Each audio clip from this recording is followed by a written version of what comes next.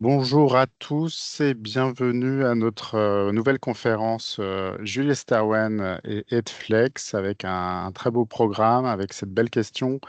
Il y a comment réussir l'onboarding de ce nouveau collègue. Vous êtes donc très nombreux à vous être connectés. On est ravis de pouvoir partager nos réflexions et points de vue avec vous.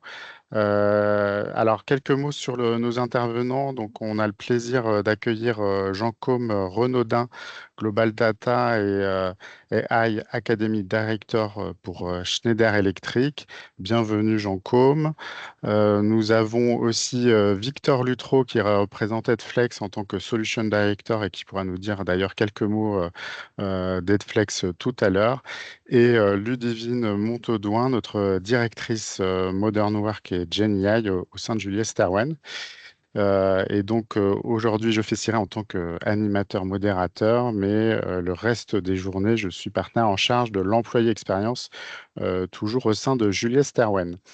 Donc une toute petite page de pub en attendant les dernières personnes à se connecter. Alors vous connaissez bien Julius Sterwen, c'est désormais une empreinte, vous voyez, autour de 650 collaborateurs pour 110 millions de chiffres d'affaires avec une reconnaissance du marché qui se traduit par une croissance soutenue les 5 dernières années. Et au-delà de ces bons chiffres, c'est aussi, vous voyez, quelques awards qui nous tiennent à cœur, notamment le Happy Index at Work que nous venons de remporter pour la troisième année et qui fait sens aussi par rapport à notre engagement en termes d'employé expérience. Julia Sterwen, effectivement, on peut passer sur le contenu suivant. C'est la signature à droite que vous connaissez de combinaison d'expertise qui maintenant, évidemment, se supporte de plus en plus sur des leviers transformatifs data, IA et tech. Toujours dans cette idée d'être un leader dans l'accompagnement des transitions, qu'elles soient économiques, numériques, vous voyez, environnementales, sociales et sociétales. Je laisse peut-être quelques mots pour toi sur Redflex et on va pouvoir enchaîner ensuite sur le sujet. Oui, bonjour à tous, je suis Victor, d'Edflex. Alors Edflex, qui on est? Nous, notre métier, c'est la formation digitale, le e-learning pour être, plus précis. On est agrégateur de contenu, on est le seul agrégateur français, du marché, donc on est assez fiers de ça. Donc voilà, c'est un peu plus de 8 ans, d'existence aujourd'hui, 300 clients, partout dans le monde, et voilà et le chiffre que vous devez retenir sur cette slide, c'est l'évaluation de nos contenus. On sait que la qualité des contenus est très importante. Nos contenus sont évalués à plus de 4,8 par nos apprenants et voilà, on serait ravis de vous en dire plus, plus tard, mais je suis ravi d'être avec vous aujourd'hui. Quelques messages, merci beaucoup, sur effectivement les modalités pour pouvoir intervenir et que ce soit le plus interactif possible. Vous avez vu en haut à gauche, vous avez la possibilité de poser des questions en direct. Notamment si vous voulez réagir à certains propos. On aura aussi un micro-sondage à la fin de chaque partie, donc n'hésitez pas aussi à y répondre et en fonction du temps qui nous restera, avec grand plaisir, on pourra adresser vos questions aux différents intervenants et y répondre. Voilà, alors première partie, on a effectivement, vous verrez 4 parties en tout. L'idée, c'était de revenir un petit peu sur les différentes initiatives IA menées jusqu'à maintenant, qui sont parfois un peu déceptives. On voit beaucoup de POC, sans doute vous en avez fait l'expérience, qui ne passent pas forcément à l'échelle avec des vrais sujets d'adoption. Donc peut-être première question pour toi, Ludivine. Quelles sont les principales causes? Comment on explique cette situation? Mmh. Alors bonjour à tous et merci David pour la question. Effectivement, c'est une question que beaucoup de décideurs se posent et qui mérite qu'on prenne un peu de recul. Ce que nous observons sur le terrain, c'est un paradoxe. Il y a beaucoup d'initiatives qui sont lancées, il y a beaucoup de tests, mais pas forcément d'adoption réelle et encore moins de valeurs tangibles, qui arrivent derrière.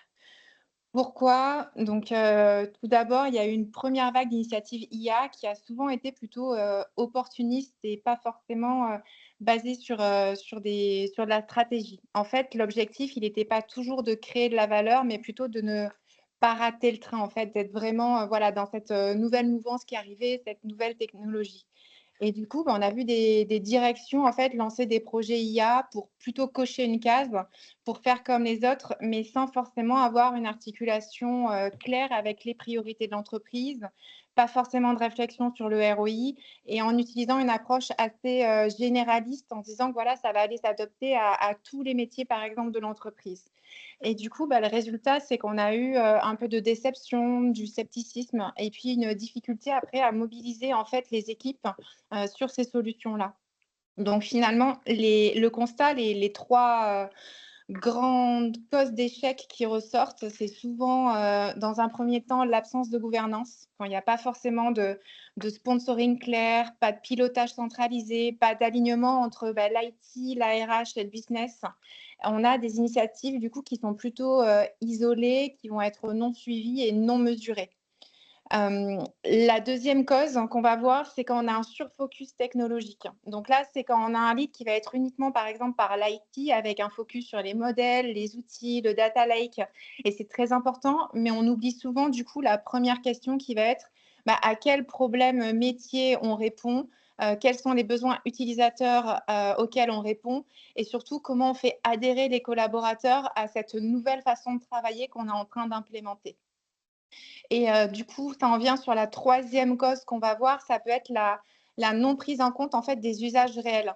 L'IA, elle doit vraiment être intégrée dans les outils, dans les processus du quotidien. Elle doit être personnalisée aux besoins métiers, qu'on soit en marketing ou à la finance, on ne travaille pas de la même manière, on n'utilise pas les outils de la même manière. Et de la même manière, on ne va pas utiliser l'IA générative de la même manière.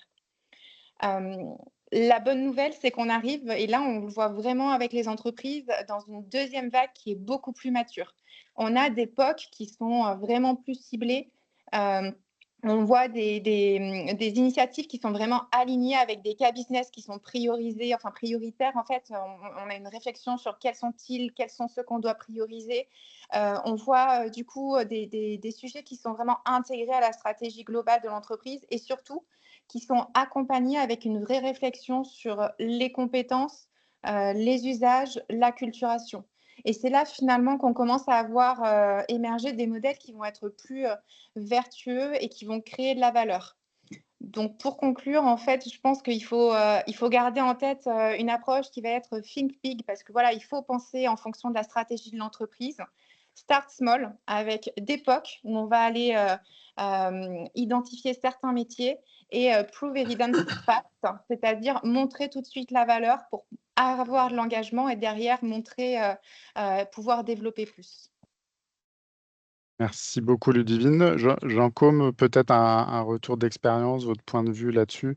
Je sais que vous n'avez pas forcément justement eu le passage par le POC. Quel est votre avis? Et bonjour à tous et très heureux d'être ici avec vous aujourd'hui.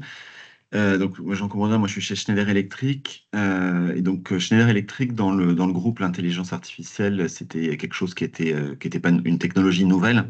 Ça fait des années qu'on en fait. Alors, ça a eu plusieurs noms avant. Mais dès 2021, en fait, le groupe a nommé son premier Chief AI Officer, Philippe Rambach, qui est mon responsable, qui a mis en place un pôle d'expertise IA qu'on appelle l'AI Hub, avec des centaines d'experts qui travaillent main dans la main avec nos business, nos fonctions, nos géographies, pour créer de la valeur avec des solutions IA, avec deux objectifs. Un objectif qui est d'accroître la productivité interne, donc de l'AI pour les employés, si vous voulez, dans la finance, supply chain, ressources humaines, sur un modèle make ou sur un modèle buy. Et le deuxième objectif, c'est d'intégrer de l'IA toujours à l'échelle dans les produits, les solutions et les services qu'on vend à nos clients. Donc là, c'est de l'IA pour l'externe, quelque part. Et donc ça, en fait, le mandat de l'AI Hub, c'est de faire ça à l'échelle pour le groupe. Et c'est quelque chose qui a commencé dès 2021, donc avant l'IA générative. Donc on a tous les quarters, tous les mois, en fait, on sort des solutions qui sont déployées ensuite à l'échelle à l'ensemble des salariés ou qui sont mis dans les solutions qu'on vend à nos clients. Et donc, en même temps que ce pôle a été créé, un tout petit peu après, en 2022, moi, j'ai pris le rôle de l'Académie Data IA pour le groupe. Et donc, notre mandat, c'est d'être le partenaire d'upskilling et de reskilling de tous les salariés sur les domaines de la data et l'IA. Et alors, pourquoi on fait ça? C'est qu'en fait, on est convaincu que ce qui fera ou pas le succès de cette transformation, parce que c'est une nouvelle transformation digitale, c'est pas la technologie, c'est bien l'humain. Et donc, si on n'investit pas dans les compétences des gens, on n'aura pas d'adoption. Et sans adoption, on n'a pas de valeur. Donc, la valeur promise par les solutions d'intelligence artificielle, par les éditeurs, ne sera pas matérialisée par les entreprises. Et donc, c'est bien, en fait, le maillon faible, entre guillemets, hein, c'est dans les entreprises, c'est l'investissement dans les skills des salariés. Donc, ça, c'est vraiment une forte conviction. Et c'est pour ça qu'on a créé cette académie, pour accompagner l'ensemble des salariés et, par extension, les clients dans cette transformation. Et je reviens juste à un élément qu'a partagé Ludivine, qui est vraiment fondamental pour nous. Tout use case qui est défini chez Schneider est défini dans un modèle, ce qu'on appelle hub and spoke. Donc en fait, finalement, si quelqu'un de la finance veut développer un cas d'usage, on va prendre des gens de la finance qui ont la compétence du domaine finance, on va les mettre avec des gens de nos équipes qui sont des experts technologiques, et ensemble, ils vont définir le cas d'usage avec un business case qui, avant même de commencer, est co-signé par les CFO des deux organisations. Donc en fait, on ne fait pas de la technologie, on règle des problèmes business avec de la technologie. Parfois, c'est de l'IA, parfois, c'est autre chose. Et on parle beaucoup d'IA générative, mais une grosse partie des cas d'usage qu'on fait sont faits avec de l'IA traditionnelle. Donc voilà, l'IA générative, c'est une portion de nos cas d'usage, mais c'est pas la majeure partie. Et donc, je reviens à l'histoire de la valeur, c'est qu'en fait, on ne fait pas de l'implémentation de la technologie pour la technologie, et on ne fait pas de POC, en fait, on fait vraiment, nous, que des projets à l'échelle. Et c'était vraiment l'objectif de Philippe Rambach quand il a pris son poste. C'est clair. Merci beaucoup, Jean-Côme.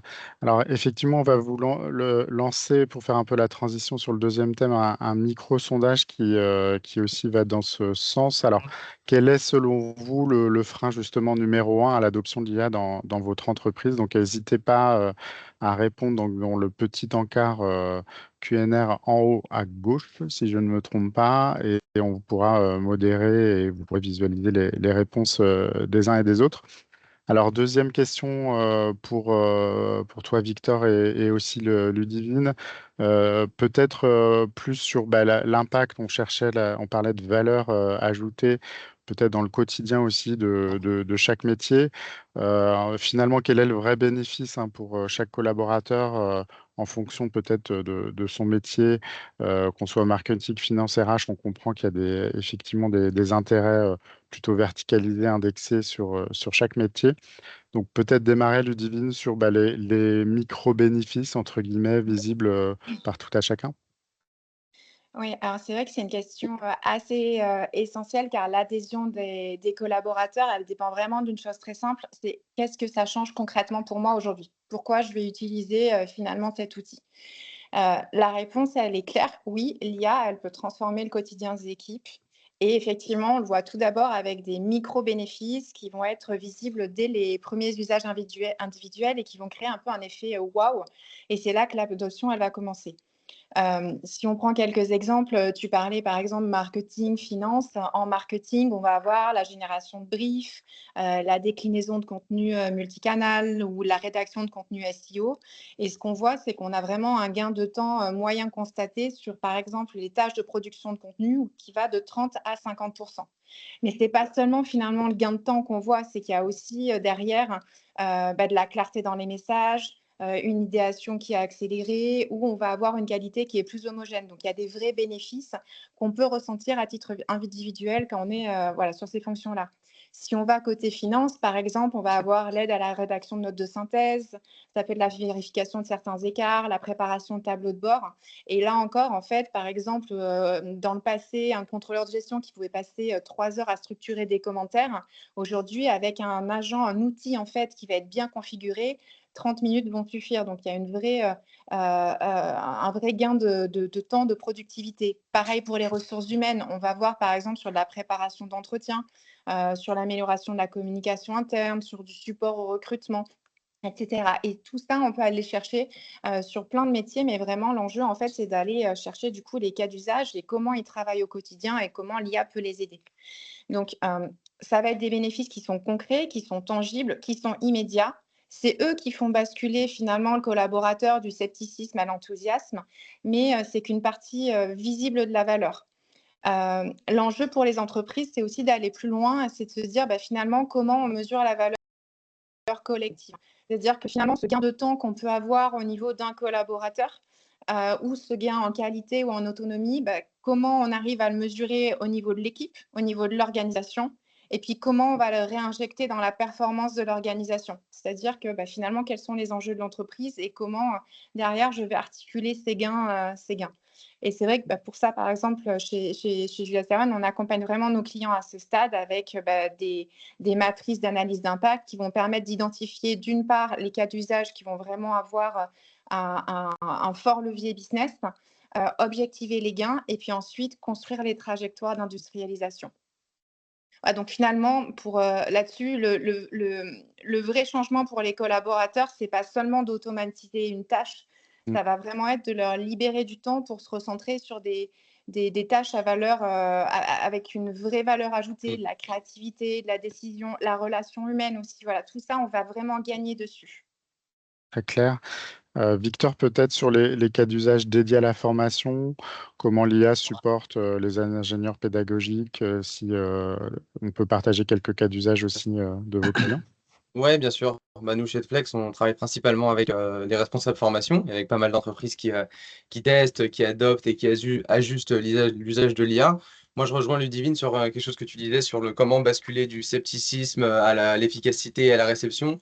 Il y a une première chose, c'est quand ça fonctionne, c'est quand l'IA n'est pas perçue comme un gadget, mais comme un vrai copilote, un vrai assistant. Et donc voilà, quand l'IA est vraiment impactante et pas juste cet effet waouh sur les départements formation, puisque nous, c'est nos clients. C'est des départements qui sont souvent en tension, qu'on injecte à l'impact, qui doivent former une diversité de publics, qui a des ressources assez limitées. Et donc, l'IA peut aider sur plusieurs niveaux. Tout d'abord, la structuration des parcours de compétences. L'IA est utile, elle peut aider à construire des parcours de formation complets et cohérents. Concrètement, l'IA peut analyser un référentiel de compétences, détecter des lacunes, identifier des ressources manquantes, que ce soit des formations présentielles, du e-learning, des vidéos, des podcasts, pour vraiment bâtir un parcours de formation pédagogique qui est complet et robuste. Et l'IA peut également permettre d'aligner automatiquement chaque ressource de formation à une intention pédagogique claire. Est-ce que c'est de l'acquisition de savoir? Est-ce que c'est de la consolidation par l'évaluation? Donc voilà, vraiment permettre d'avoir des parcours de formation plus impactants. Ce qu'on voit aussi, et ce qu'on a mis en place chez Edflex, c'est sur le e-learning, l'IA permet de gagner énormément de temps avec notamment de la génération de quiz, d'évaluation. On crée un parcours de compétences, on partage des objectifs pédagogiques. L'IA va nous proposer des évaluations différenciées selon les niveaux, va générer des cas pratiques, va générer des quiz contextualisés. Et donc voilà, vraiment de passer d'une approche standard à une approche sur mesure, mais aussi faire gagner énormément de temps à un ingénieur pédagogique, à un responsable formation. On voit aussi des cas où l'IA analyse des parcours utilisateurs, c'est-à-dire qu'on peut, avec l'IA, détecter très tôt des modules qui ne fonctionnent pas, qui n'engagent pas, des ruptures d'attention, des zones de survol. Et donc voilà, ce feedback en temps réel qui permet aux ingénieurs pédagogiques de réajuster les contenus de leur parcours. Donc voilà, un vrai outil d'optimisation continue. Et dernière chose, on a créé une méthodologie de contenu chez Edflex pour l'analyse de nos contenus de formation qui s'appelle OPAD, pour origine, pédagogie, accessibilité et design. Voilà, c'est la méthodologie sur laquelle s'appuie notre solution pour qualifier les contenus. Et l'IA nous aide là-dessus, c'est-à-dire qu'on rentre dans notre IA les critères OPAD pour valider les ressources. Alors, c'est un premier niveau de validation qui permet de faire gagner du temps aux ingénieurs pédagogiques, puisqu'il faut toujours quand même une repasse humaine derrière pour valider la pertinence et la qualité d'un contenu. Mais voilà, c'est une sélection quand même plus rapide et un gros gain de temps. Et tout ça, on parle du gain de temps pour les ingénieurs pédagogiques et de la meilleure qualité des parcours de formation, ça a un impact direct sur l'ensemble des apprenants et donc du coup sur leur quotidien et sur, pour eux, la mise à disposition plus rapide et plus efficace de parcours de formation personnalisés. Merci beaucoup, Victor. Donc, on voit beaucoup de valeurs ajoutées possibles sur la formation. Côté Schneider Electric, peut-être Jean Côme, est-ce que vous avez quelques usages aussi à fort impact, on va dire? Oui, je peux vous écrire plusieurs choses. En fait, je vais commencer par ce que j'appelle General Purpose AI. Donc, c'est un outil qui n'est pas connecté, qui n'est pas dans le processus. Donc, on peut prendre l'exemple de Microsoft Copilot ou je sais pas, enfin, chaque entreprise a sa version, mais c'est en gros son chat GPT sécurisé. Nous, vraiment, notre conviction, c'est qu'il faut que l'ensemble des salariés comprennent la puissance et les limites de ce type d'outil parce que c'est un proxy à la compréhension et à l'adoption des outils d'IA générative qui vont arriver dans les processus métiers. Et donc, en fait, vous n'avez pas besoin d'attendre que vous ayez développé des cas d'usage à l'échelle, ni même d'ailleurs que l'entreprise ait développé sa version sécurisée. Vous pouvez déjà commencer à former vos salariés sur l'utilisation des outils d'IA générative du marché, en prenant compte évidemment les questions de data privacy, mais rien ne vous empêche de commencer à former les gens indépendamment du fait que la technologie a été implémentée dans l'entreprise. Donc nous, ça c'est vraiment notre conviction, c'est qu'on essaye de faire monter tout le monde sur la première marche d'escalier, c'est je comprends, je sais utiliser l'équivalent de ChatGPT, je comprends la puissance, je comprends les limites et je me forme au prompting. Et ça, on le fait sous différents formats, on pourra en parler, on fait des promptatons, on fait des formations en e-learning, on fait des formations en présentiel. La valeur en fait qui est tirée de ces outils, elle est certaine pour chacun, c'est une demi-heure, c'est 1 heure, c'est 2 heures de temps sauvé. Cette valeur, elle est quand même captée par l'individu plus que par l'équipe. Parce que si vous avez une équipe de 10 personnes, on peut se mettre dans n'importe quel métier, vous avez des marketeurs, ils vont aller plus vite parce qu'ils vont rédiger des versions de leur leaflet, de leur article de blog avec de la technologie type IA générative. Le temps qu'ils ont gagné, c'est eux qui vont décider où est-ce qu'ils réinvestissent. Donc moi, je considère que la valeur est captée par l'entreprise, par le salarié. Maintenant, quand on met de l'IA, et je vais parler plutôt des cas d'usage qu'on déploie à l'échelle dans les applis métiers, donc l'IA dans un processus, là, c'est totalement différent. Je peux vous citer 2 exemples.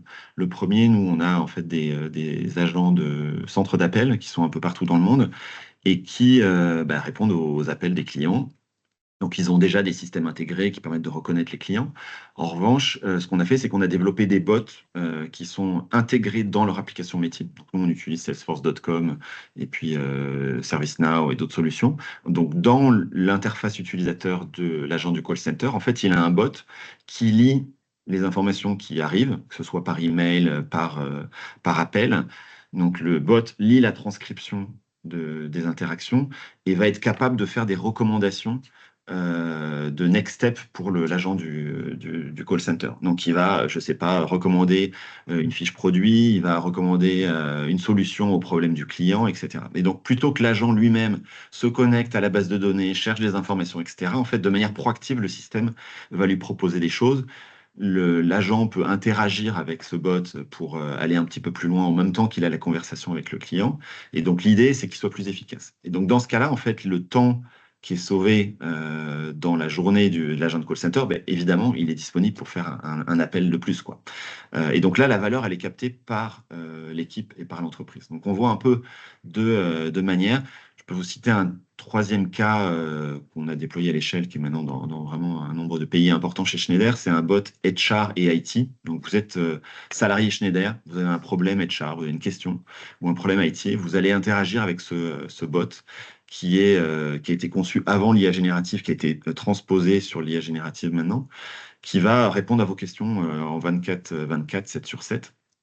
Si je prends ce qui se passe par exemple sur le territoire France, quand on compare H1 2024 à H1 2025, on a 25% de call avoidance, donc d'appels en moins. Et ça, c'est de la productivité nette, parce que les 25% d'appels en moins, ben, concrètement, ils sont transformés en quelque chose d'autre, quoi. C'est-à-dire que les ressources RH France qui font tourner les opérations, ben, ils font d'autres choses à valeur ajoutée pour la RH, quoi. Voilà, un peu de cas d'usage. J'aurais pu vous parler de cas d'usage externe, mais voilà, je sais pas si notre temps est un peu compté aujourd'hui. Merci beaucoup. Bah, c'est déjà très riche, très, très intéressant. Merci beaucoup à vous trois. Alors, effectivement, n'hésitez pas dans la conversation à nous dire aussi quel usage pour vous est peut-être le plus impactant, celui qui simplifie le plus vos vies au quotidien. C'est toujours intéressant d'échanger là-dessus. Alors, pour notre troisième grande question, on a décidé de focuser un peu plus sur les compétences, hein, de quoi on parle vraiment en termes d'IA. Est-ce qu'il faut apprendre voilà, jusqu'à coder pour utiliser l'IA? Comment se former et surtout à quoi précisément? Donc peut-être, Ludivine, voilà, un premier éclairage sur les compétences techniques à adopter par tout le monde. Oui, alors effectivement, le sujet d'accompagnement, il y a beaucoup de monde, enfin beaucoup d'entreprises qui se le posent, au moment de mettre en place ces solutions et pour le coup, enfin, réponse, très tranchée de mon côté, oui, il faut vraiment accompagner, former, acculturer. Par contre, il ne faut pas forcément apprendre à coder. Hem, Aujourd'hui, les freins majeurs à l'adoption, c'est vraiment ce déficit d'accompagnement structuré. On le voit avec notre baromètre.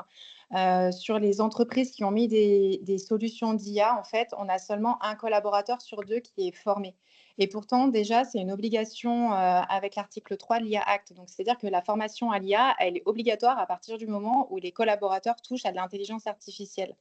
Je rebondis aussi sur ce que disait Jean-Com, préalablement, où il disait: «Nous, on forme tous les collaborateurs, même si» et il recommandait même si on n'a pas les solutions aujourd'hui et ça, pareil, notre baromètre, il nous dit aujourd'hui que même si les entreprises, elles n'ont pas implémenté des solutions, finalement, les collaborateurs, ils utilisent quand même, ces solutions en dehors de l'environnement, de l'entreprise. Donc tant qu'à faire, autant aller, les sensibiliser sur, qu'est-ce qu'on peut et on ne peut pas faire et comment le faire. Si on revient sur les chiffres du baromètre, sur tous ceux qui ont été formés, donc sur le un collaborateur sur 2 hein, qui a été formé, on en a, seulement 20 qui trouvent que la formation, elle a été efficace et elle leur a apporté quelque chose et pourquoi? C'est souvent parce qu'en fait, les formations, elles sont trop théoriques, trop générales et vraiment déconnectées, en fait, du quotidien des métiers. Du coup, si on revient sur les compétences, en fait, oui, il y a des compétences techniques, à maîtriser, mais qui sont accessibles à tous.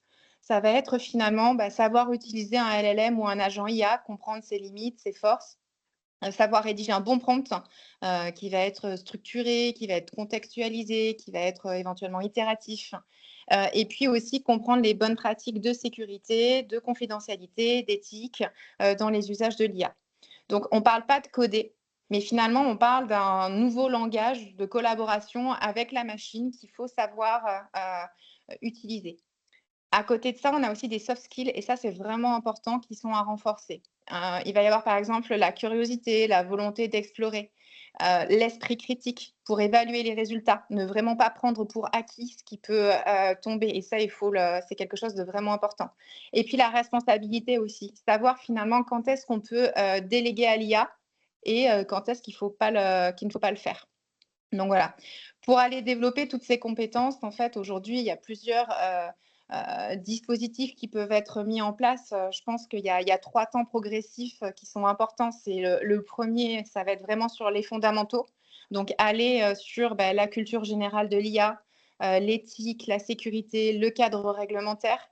Présenter aussi dans les entreprises, du coup, les outils qui sont disponibles, quelles sont les règles internes. Après, on a vraiment une deuxième temps qui va être, la prise en main, et puis, l'apprentissage au prompting. Donc, finalement, comment on structure un prompt? Quel type de prompt pour quels objectifs? Comment je peux itérer avec mes outils dans mon voilà, mettre à disposition potentiellement des bibliothèques de prompts aussi qui vont être prêtes à l'emploi, qui vont faciliter. C'est-à-dire à la fois on apprend comment faire, mais on donne aussi la matière. Et puis la troisième partie, ça va être vraiment sur l'appropriation métier. Donc là, c'est finalement aller travailler, par exemple, avec les commerciaux, ou le marketing, ou la finance, ou l'IT, comprendre quels sont leurs cas d'usage, construire le nouveau process avec l'IA et faire de la formation contextualisée sur ces nouveaux process.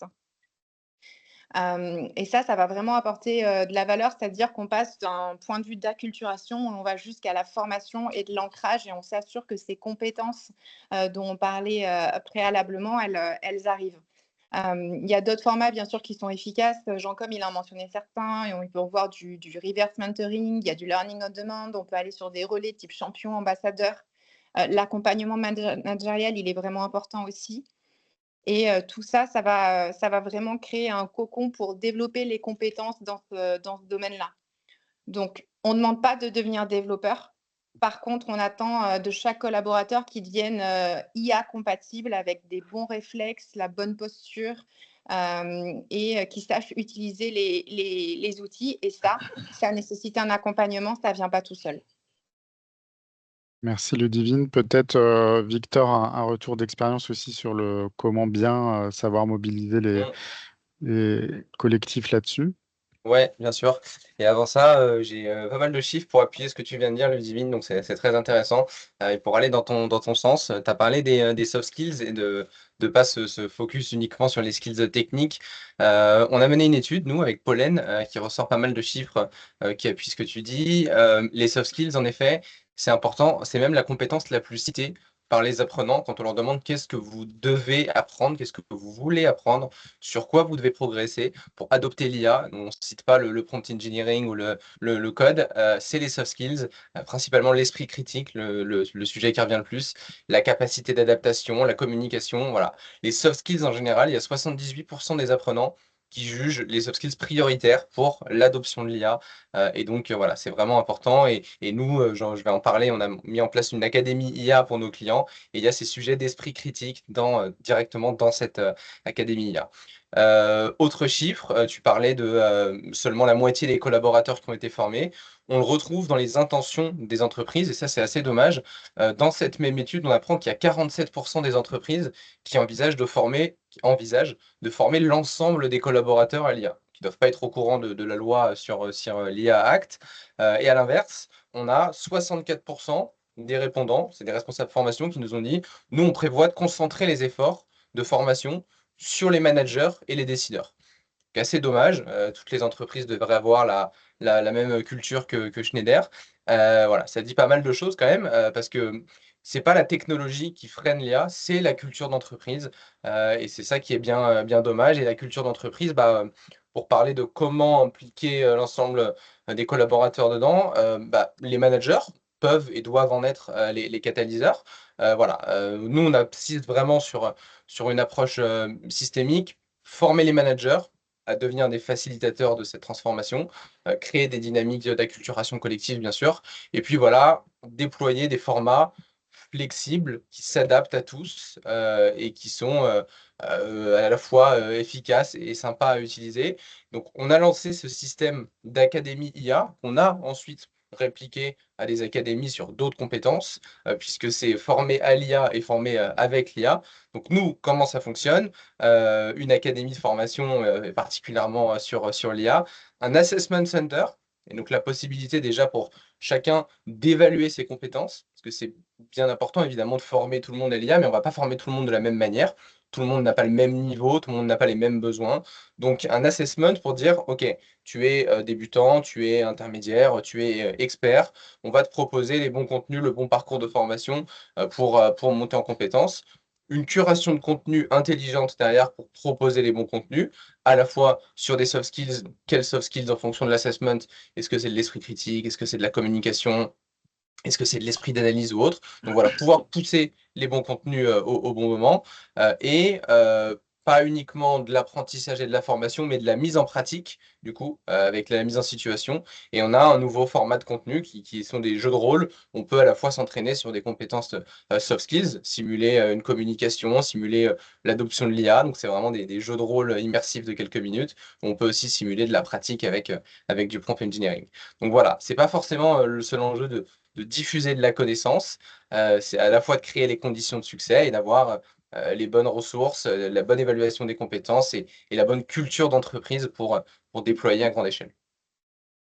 Merci Victor. Côté Schneider Electric, peut-être sur le sujet compétences, quel est encore une fois, quel est le dispositif que vous avez souhaité mettre en place pour accompagner justement les collaborateurs?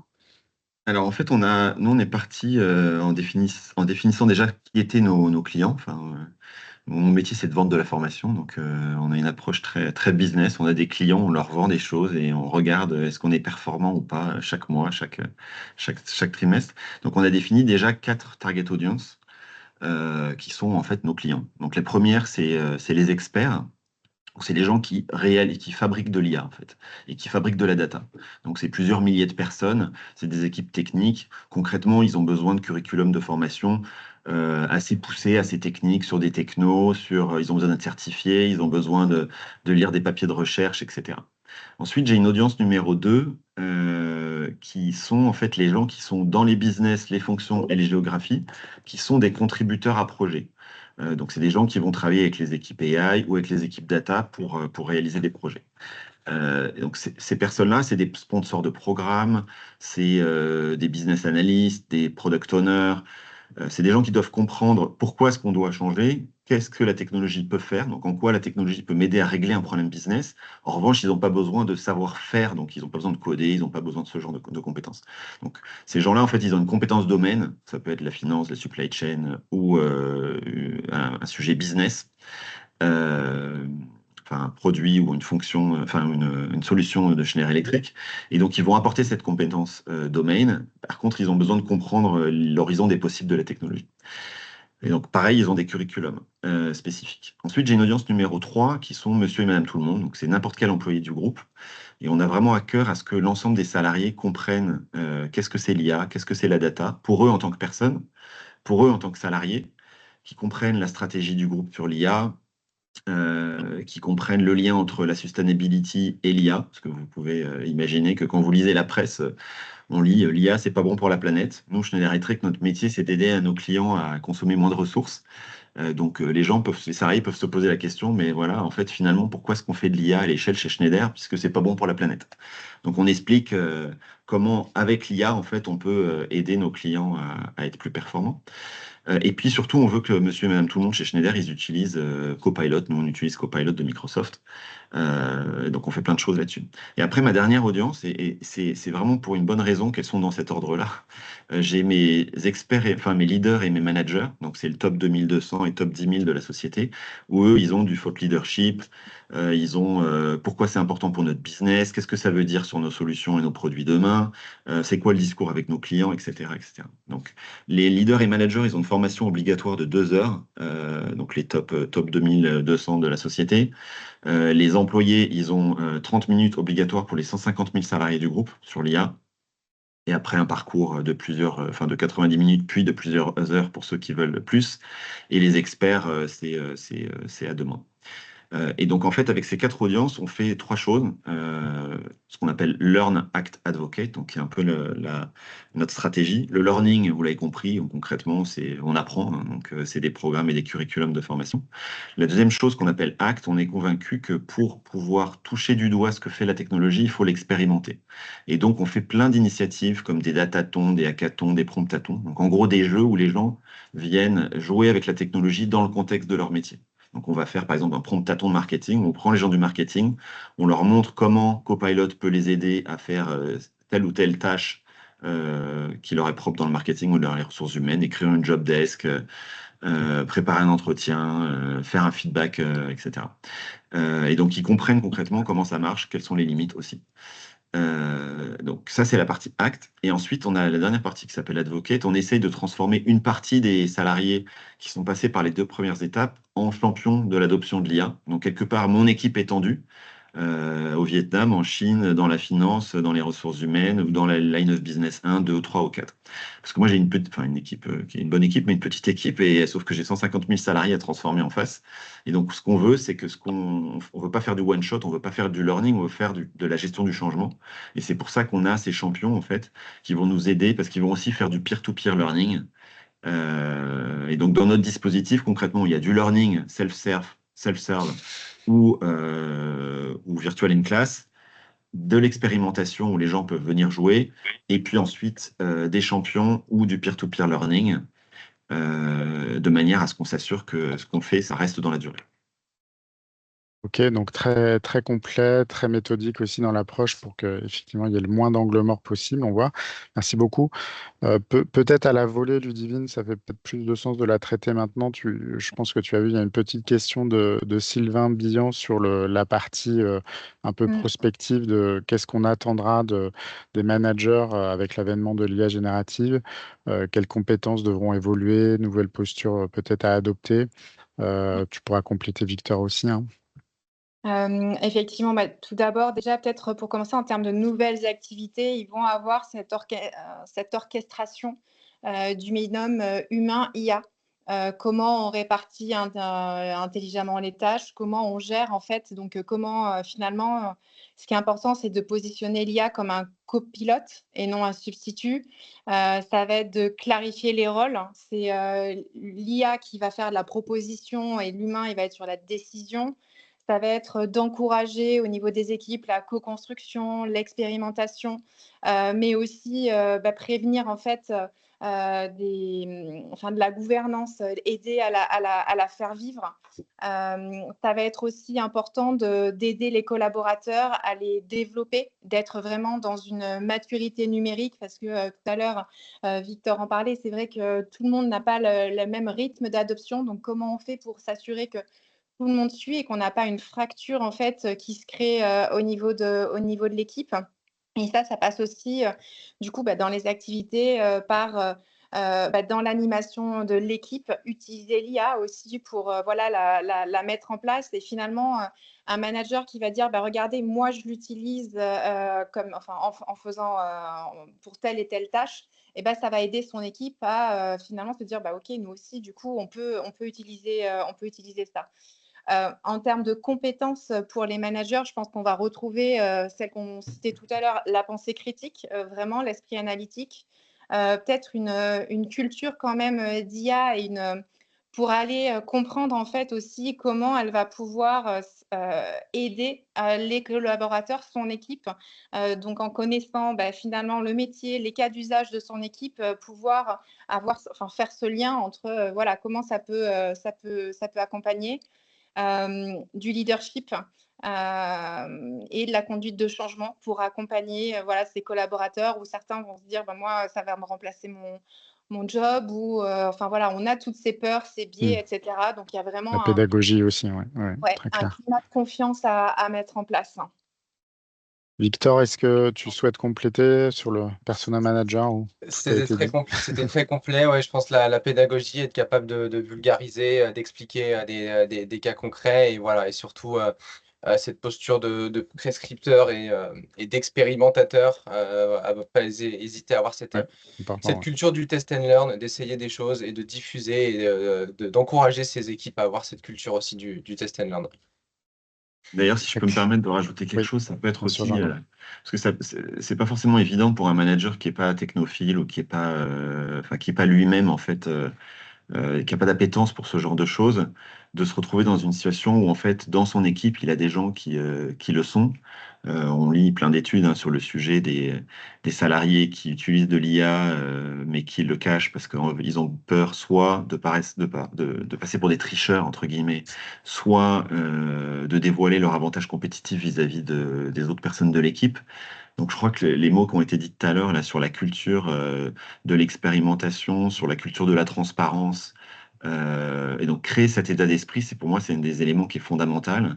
Et même si le manager lui-même n'est pas technophile, il peut sacraliser dans son team meeting 5 minutes de quelqu'un de l'équipe va partager ce qu'il a réussi à faire de bien avec la technologie.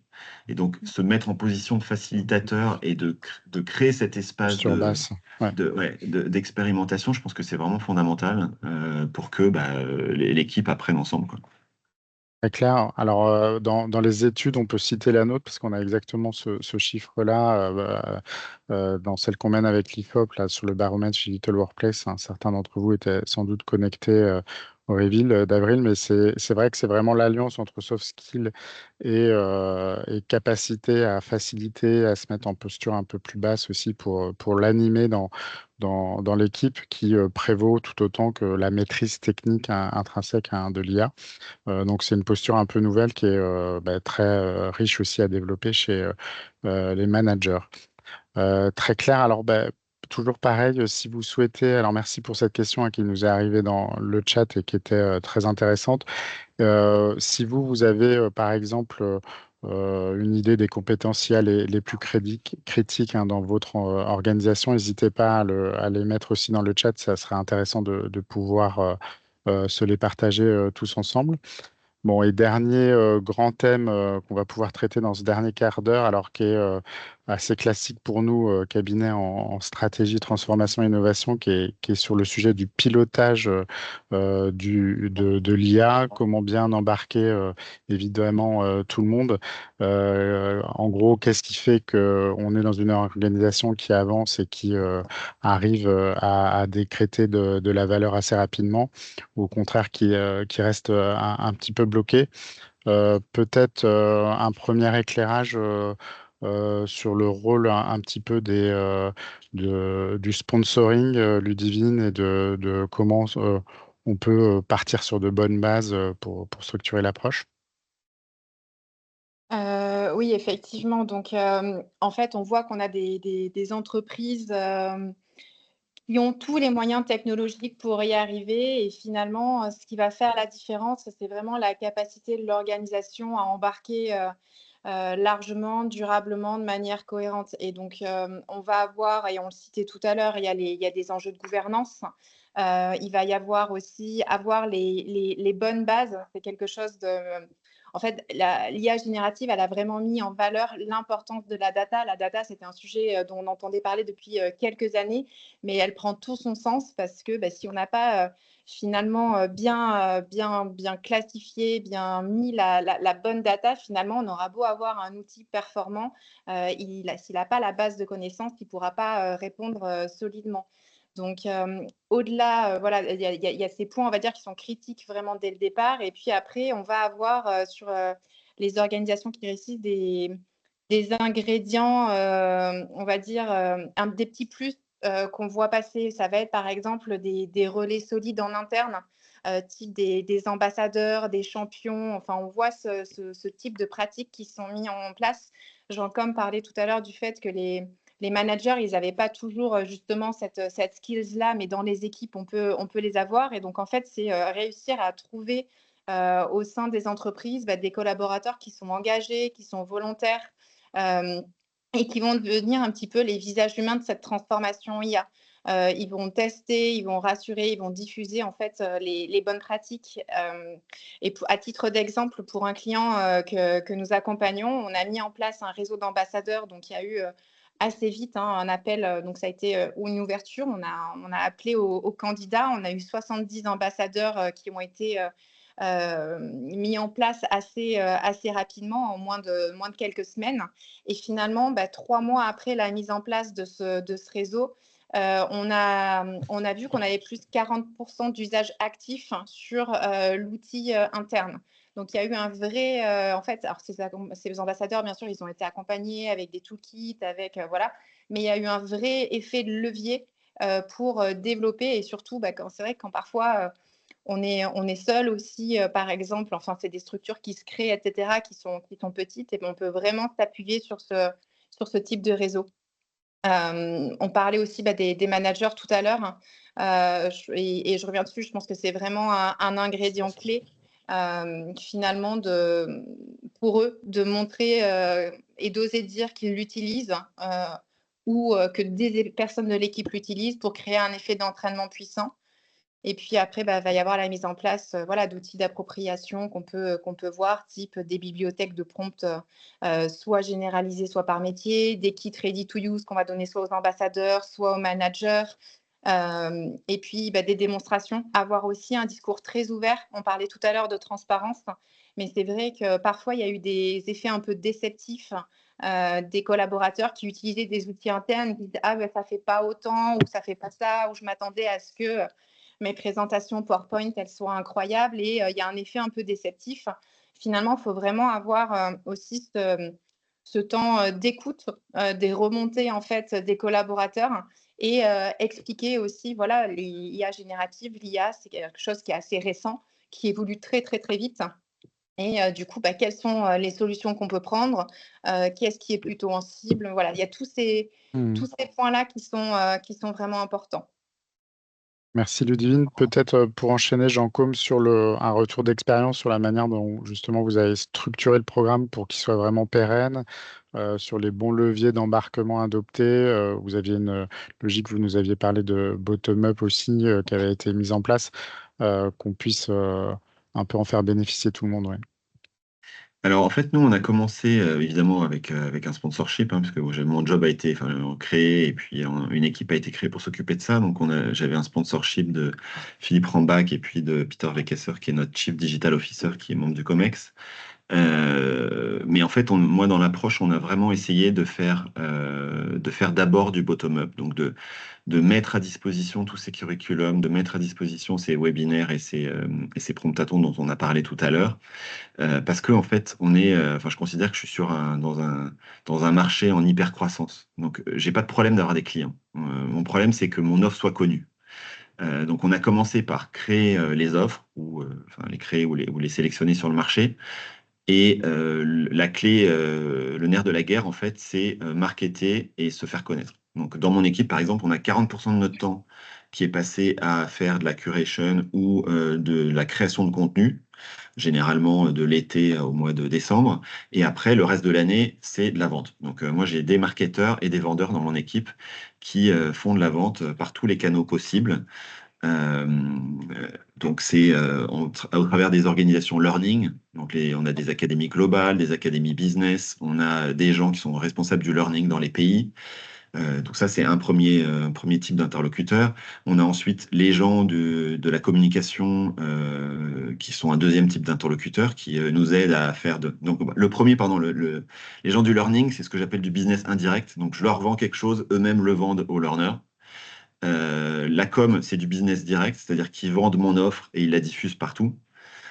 Ensuite, j'ai les chief of staff des EVP, donc des membres du COMEX. Donc ça, c'est des gens à qui on parle beaucoup, parce qu'en fait, l'IA, tout le monde a envie de s'attacher son nom à l'IA.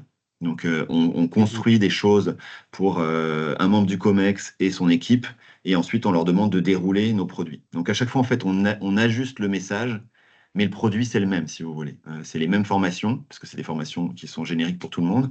En revanche, je sais pas, le membre du COMEX qui est responsable de toutes les équipes finance, il va sélectionner dans notre portfolio de formation 2 formations et on va construire avec lui un message d'accompagnement avec de la formation qui sont ma partie Learn, un événement avec un webinaire et un promptathon qui est du live, et puis ensuite du peer-to-peer learning avec des adoptions. Donc en fait, on construit un espèce de parcours de formation customisé pour la finance et on a le support d'un ex-com member et puis des gens en dessous.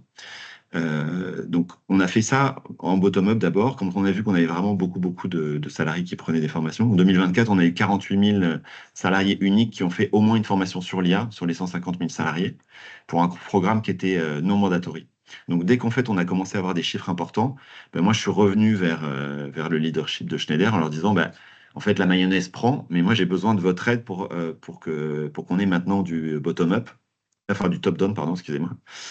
Et c'est là qu'on a réussi à avoir le support supplémentaire des gens.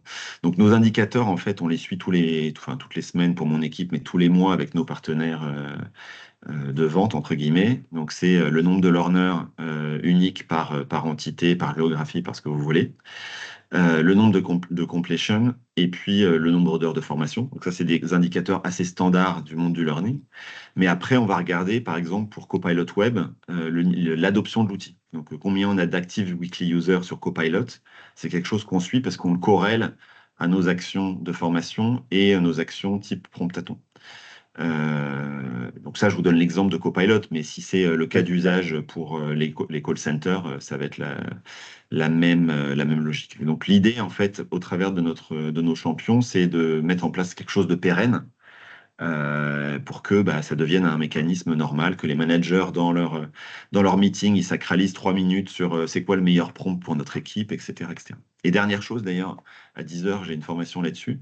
On forme aussi les instances représentatives du Ah personnel, oui, parce que c'est important. Ouais. vraiment critique pour nous qu'il y ait un dialogue social sur les sujets d'IA. Enfin, on sait que les sujets d'IA, c'est un sujet qui fait peur. Et donc, on doit construire ensemble le futur. Quand je dis ensemble, c'est la direction, les instances représentatives du personnel. Parce que sans ça, on va se retrouver à des situations de blocage et ce qu'on appelle de la dette, en fait. Si tous les projets n'ont pas communiqué sur les impacts, on va avoir une dette qui sera tellement importante qu'on va arriver à une situation de blocage. Donc, on passe du temps aussi à former Mhm. nos instances représentatives du personnel parce qu'on a besoin d'eux pour construire le futur. Je Ah, pense, si je peux Claire, rebondir, il ouais. y a un point qui était aussi vraiment important et qu'a souligné Jean-Com, mais c'est effectivement la mesure. Mesurer Mesure de régulièrement l'impact. où on en Mhm. est. Pareil, Victor, il en parlait tout à l'heure, des entreprises qui faisaient voilà, des AI maturity ou AI readiness test. Mais c'est vraiment important de pouvoir finalement objectiver le niveau de maturité des équipes sur ces sujets-là pour pouvoir derrière finalement adapter, faire des plans d'accompagnement qui vont être en continu. Voilà, voir finalement en fonction des métiers, des populations, comment ça évolue. Ça permet vraiment de piloter aussi tous les dispositifs qui sont mis en place. Dès l'autodiagnostic, peut-être d'ailleurs à maille individuelle qu'on fait sur d'autres sujets d'usage collaboratif. Victor, est-ce que il y a quelques indicateurs qui ressortent de votre côté d'un point de vue formation pour justement suivre cette maturité IA en continu? Ça va être l'évaluation du niveau et de Oui, l'évolution du niveau des collaborateurs, en fait. On ok. a la possibilité, du coup, comme je disais, d'évaluer le niveau des compétences grâce à l'IA, mais aussi sur toutes les compétences, et donc de suivre l'évolution des niveaux. On a mis en place une logique d'assessment sur toutes les compétences. On s'est inspiré Oui. des cours de langue où chaque collaborateur sur chaque compétence a un niveau de A1 à C2, et donc de voir l'évolution de la courbe, de se dire sur 6 mois, on se fixe un objectif d'avoir un niveau moyen de B1 à C1, par exemple. Ça va être cet indicateur qui va être l'indicateur principal de la visibilité de l'évolution de l'IA. Et après, ça peut être des enquêtes internes ou autres, par exemple. Ok, très très clair. Peut-être une petite question, il y a Sophie Rovedo qui nous demande dans le chat, alors c'est spécifique au cas peut-être de Schneider sur le bot RH qui répond aux questions. D'où viennent les données utilisées pour les réponses Jean Com? Alors c'est une très bonne question parce que on sait que en fait sans IA, enfin sans data à l'échelle, il n'y a pas d'IA à l'échelle. Donc en fait, Ouais, si vous n'avez pas la bonne donnée, l'IA ne saura pas faire grand-chose. Donc nous en fait, ce que je disais avant, le bot, il avait une forme qui n'était pas faite avec l'IA générative avant. Et avant ça, en fait, on avait dans le call center HR et IT tous les appels entrants étaient liés à des fiches savoir, parce qu'en fait, les apprenants, enfin, dans tous les call centers, ça fonctionne comme ça, hein. Enfin, vous avez des fiches savoir qui sont ok, une knowledge base qui est donnée aux gens des call centers, et les gens des call centers les améliorent au fur et à mesure du temps de manière à être plus efficaces dans ce qu'ils font. Donc, la première source, en fait, c'était déjà les réponses qui ont été données dans le passé aux salariés et le lien entre le problème et la réponse. Donc ok. ça, c'était une première source. La deuxième source, c'est les documents officiels RH. Donc je sais pas, par exemple en France, on a le droit à combien de jours de congés payés, on a le droit à combien de jours de RTT, comment on fait pour remettre des congés sur un CET. Enfin tout ça, c'est des choses qui sont écrites dans des documents. Donc ça, c'est la deuxième source. Et tout ça, c'est pas suffisant parce qu'en fait, l'IA et l'IA générative, on construit le modèle et on le fine-tune à un moment, mais en fait, il faut continuer à le faire évoluer dans le temps parce que le modèle peut dériver. Et donc les équipes RH, on parlait du 25% de productivité nette, il y a une partie qui est réinvestie dans l'amélioration de la donnée, parce qu'en permanence, les gens peuvent voter, bah, la réponse était nulle ou la réponse était bonne. Et donc toutes les réponses qui étaient nulles ou les choses non répondues, bah, il y a des gens derrière, c'est des vrais hommes et femmes, qui prennent ça et qui recréent du savoir pour que l'agent soit meilleur demain. Ok, très clair. Peut-être comme on a fait le tour, je pense, de l'ensemble des questions, est-ce que Victor a un petit mot pour chacun, un petit mot de conclusion, et puis je passerai la parole aussi à Jean-Com et Ludivine. Ouais, moi en conclusion, je dirais comment réussir l'adoption de l'IA. Deux choses. Avoir les bons contenus pour les bonnes personnes en fonction du niveau de chacun sur les bons skills. Et deuxième chose, avoir un exemple, un cas concret de mise en place de l'IA à l'échelle avec un format qui n'est pas gadget et qui est efficace. Et donc pour nous, c'est vraiment les role-play, le nouveau format de contenu qu'on a créé, où on peut s'entraîner avec l'IA sur toutes les compétences, simuler un feedback, simuler un recrutement, simuler une négociation salariale pour des commerciaux, par exemple. Et donc voilà, un cas concret qui fait qu'on adopte parce qu'on sait que c'est pas gadget et que c'est utile, qui permet d'adopter l'IA à grande échelle. Merci beaucoup, Victor. Jean-Com, une idée force peut-être en conclusion de nos échanges? Pour moi, en fait, pour les gens qui n'ont pas commencé, n'attendez pas d'avoir la technologie pour commencer, parce que vos salariés, ils Mm. ont déjà commencé à apprendre. Donc, en fait, c'est plus On efficace court derrière, ouais. qu'ils apprennent la manière de l'entreprise plutôt que chacun fasse ce qu'il veut dans son coin. Et pour ceux qui ont commencé, moi, je recommanderais de faire des formats de learning, mais aussi des formats en physique, de formats de jeu, hein, comme on a discuté tout à l'heure de Prontathon, d'Hackathon. Ouais. Mettre les gens en situation de partager ce qu'ils apprennent et d'apprendre ensemble, c'est vraiment quelque chose qui est très puissant. Moi, je venais pas du monde du learning, je suis plutôt la direction de programme, et donc dans la gestion du changement, mettre les gens en situation d'apprendre collectivement et de partager leur savoir, c'est quelque chose qui est très puissant, qui est très complémentaire à l'apprentissage en e-learning. Et puis, peut-être un dernier message, moi,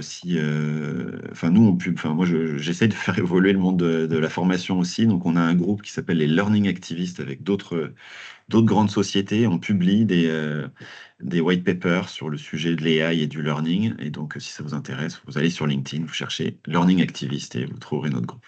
Parfait, avec grand plaisir. Ludivine, en 30 secondes, puisqu'on arrive vraiment à l'heure, juste. Je vais faire très court. Du coup, selon moi, les organisations vraiment qui vont avancer, qui vont se démarquer sur ce sujet-là, ça va être celles qui vont mettre autant d'énergie sur l'humain que sur la technologie. Voilà, faut vraiment, oui, la technologie, elle est clé, mais il faut qu'on ait ce trium IT, RH, business et vraiment prendre en compte l'humain. Très clair, un très grand merci à nos 3 intervenants là, pour ces échanges passionnants. Pas vu passer cette heure. Vous pourrez retrouver évidemment, comme tous les webinaires, le replay dès demain. On va faire un post sur LinkedIn. On vous mettra les liens aussi sur l'étude du baromètre Digital Workplace 2025 qu'on publie chaque année avec l'IFOP. Donc vous retrouverez tous ces éléments utiles. Un grand merci pour toutes les personnes qui sont connectées. Vous étiez très nombreux. Et à bientôt pour un prochain rendez-vous. Merci beaucoup. Merci à Merci à tous. tous. Au Bonne revoir, bonne journée. journée. Au revoir. Au revoir, bonne journée.